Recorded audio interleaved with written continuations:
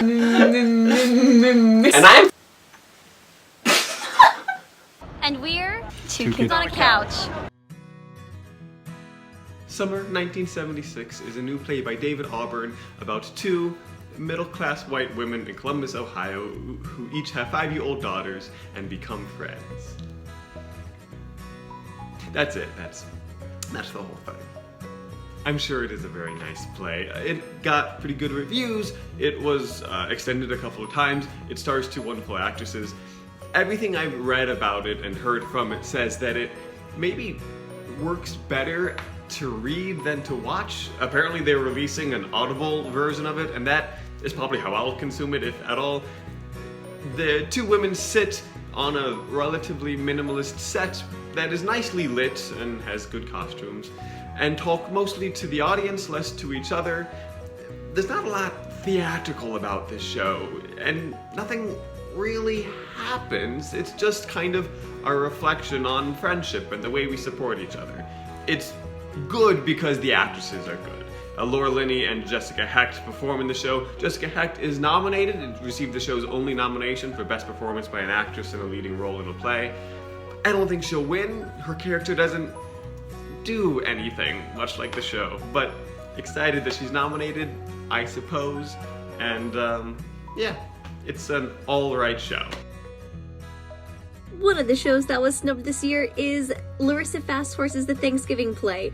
This marks Larissa Fast Horse's Broadway debut. It is a show. The Thanksgiving Play is about 4 cisgendered white Americans trying to write a culturally sensitive elementary school Thanksgiving play. The show is a biting satire on not just the public school experience, but also Native representation in media and in culture. The show is very funny, very sharp, all around a great time. The show got 0 nominations, which is surprising, as there's a lot of heavy hitters in the show. It's got Darcy Card and some other TV people. It's got Rachel Chavkin directing, right? The show had a lot going for it. I think ultimately if the show had come out in the fall, it would have gotten nominations. But I think it being a springtime show, it just for whatever reason didn't quite fit the vibe. If I had my pick, I'd say it should have been nominated for definitely Best Original Play and also Best Direction. It wasn't nominated for either, which sucks. But I'm glad that it's on Broadway. I love this playwright, and I'm glad that her work on Broadway this year, and I'm excited to see what else she brings to the table in the conversation. So yeah, Thanksgiving Play. Do you want to turn it off for me?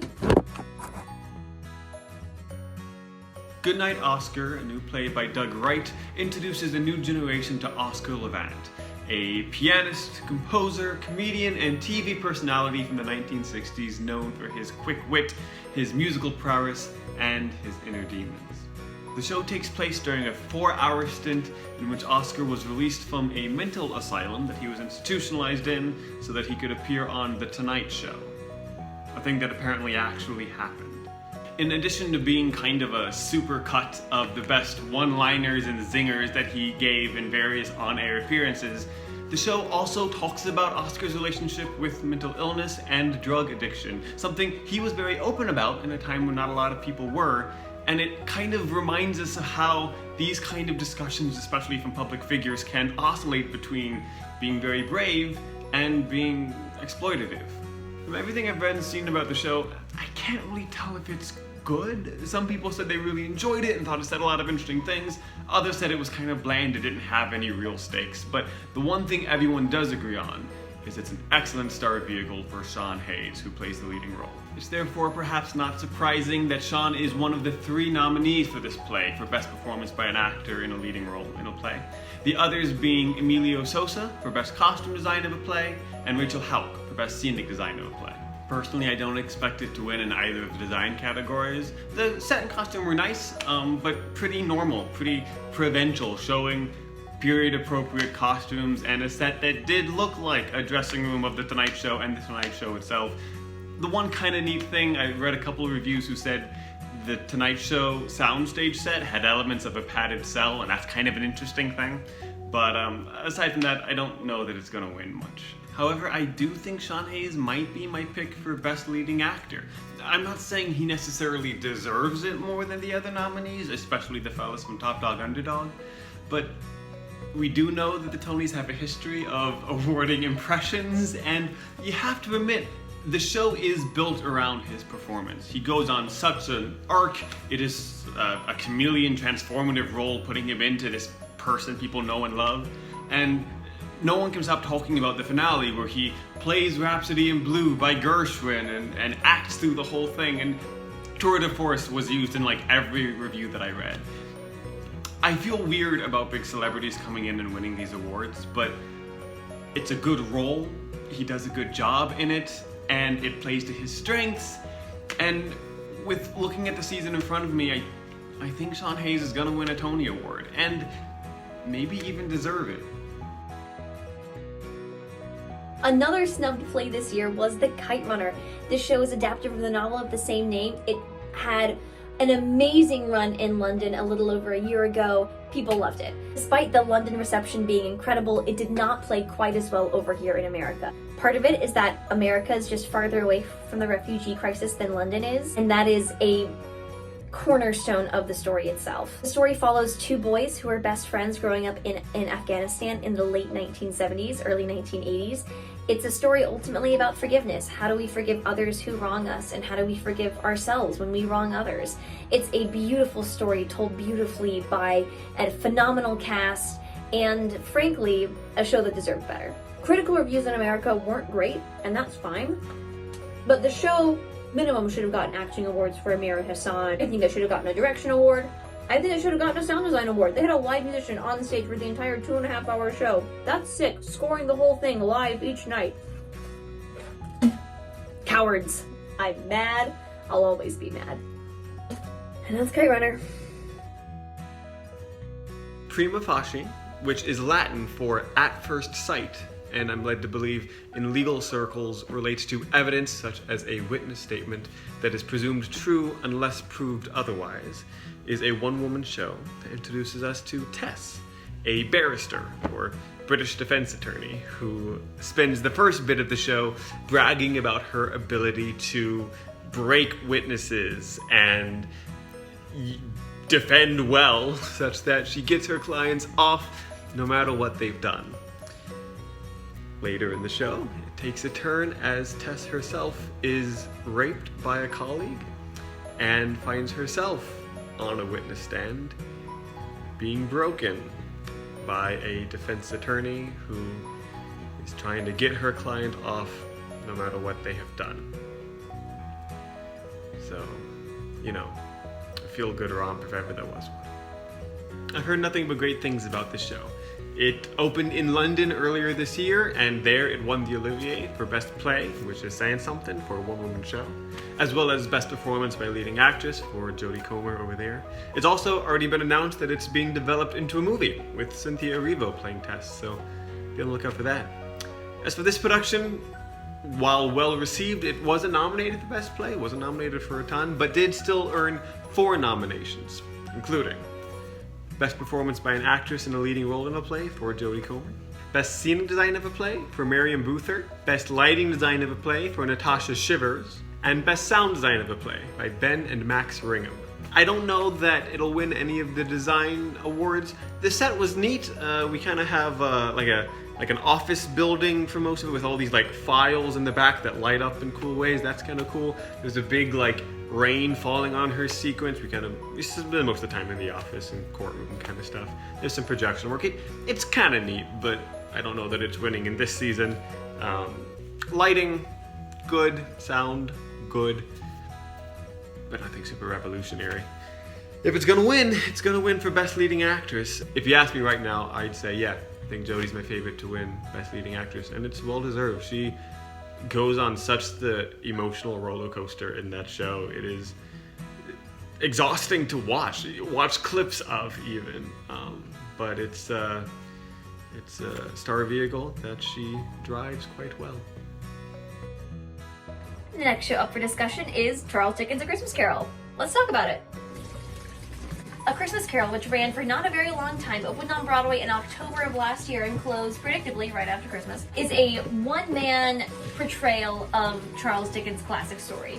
It is just Jefferson Mays, who's listed in the playbill as mourner, and he is everybody.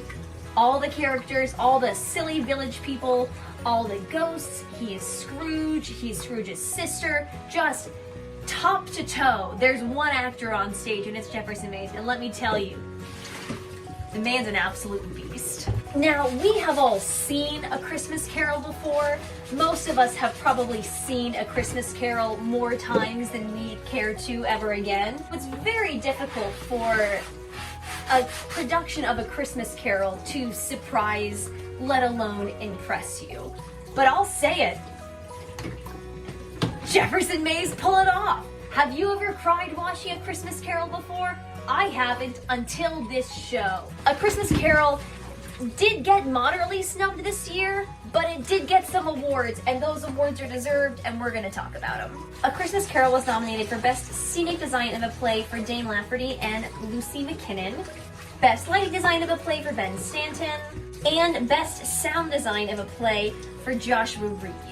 While I don't think he would have won or should have won, I find it a crime that Jefferson Mays was not nominated for playing everyone in this production. I don't love that Michael Arden, who directed this, wasn't nominated, because he did a great job, but he is nominated for Parade.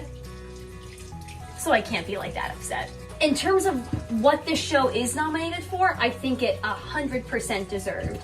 The scenic, the lighting, and the sound, when you only have one actor, the production really has to be their cast that they can play off of, work with, and like help telling the story alongside of. It does. Every element of this production slaps. In terms of the set design, the tone they were able to set in the different phases, and I think scenic and lighting really go hand in hand here.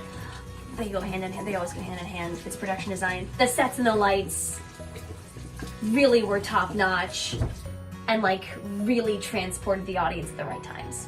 I'm the first person to be like, I don't know what sound design is. I don't know if it's good or bad. That's not my job. The sound design is great. Like, this is the show that made me like really tap into like what is sound design, why it matters, and how effective it is. Because this show just killed it from all sides. I don't know if it'll win, but yikes. Really just blown away with the sound. It's an original score, which is great for a play. The way they made it feel like a ghost story is all down to sound design. Sudden loud noises, sound effects, mics coming in, like, it's just, it was great. It was great. If it has to win one of the three, I hope it's sound design. And I also just like, full stop, hope it's sound design. That's it for A Christmas Carol on Broadway. You don't have to know me very long to know that I love puppets. I think they represent everything that is great about theater, and I am delighted by the way theater artists are integrating puppetry into more and more original work.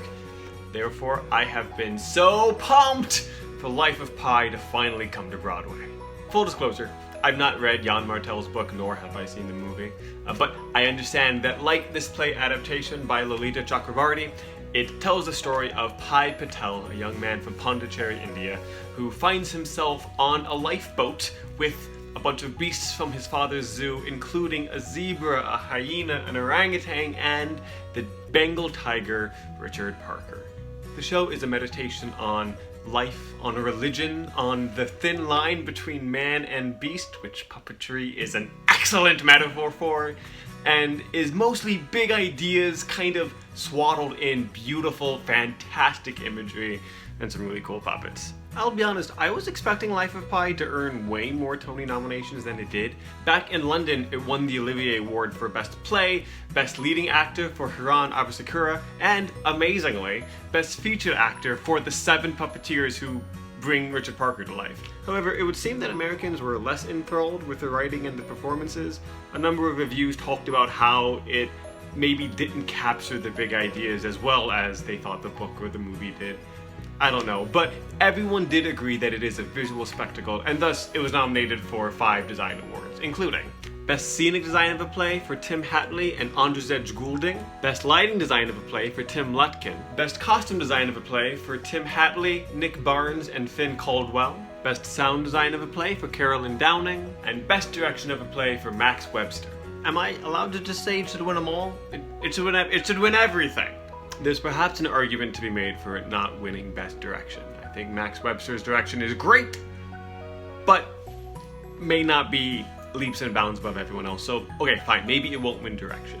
It's interesting here to see where the nominees fall. So, Finn and Nick are the puppet designers. They get lumped into costuming, which is kind of interesting. And then Andrzej Edge is the video projection designer. He got looped into scenic.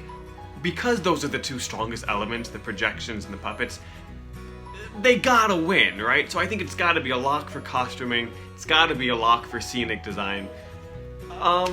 Lighting and sound, I think so. I mean, the stuff they're doing is so much more interesting than any other play this season, I think, by a wide margin. So, in my opinion, all 4 of those design categories, it should have on lock. I'd be pretty surprised if it lost any of them. Again, direction might be a coin flip. There's a lot of good directors this year. I'll say maybe not Max Webster, but if he did win, I wouldn't be upset. Life of Pi on Broadway!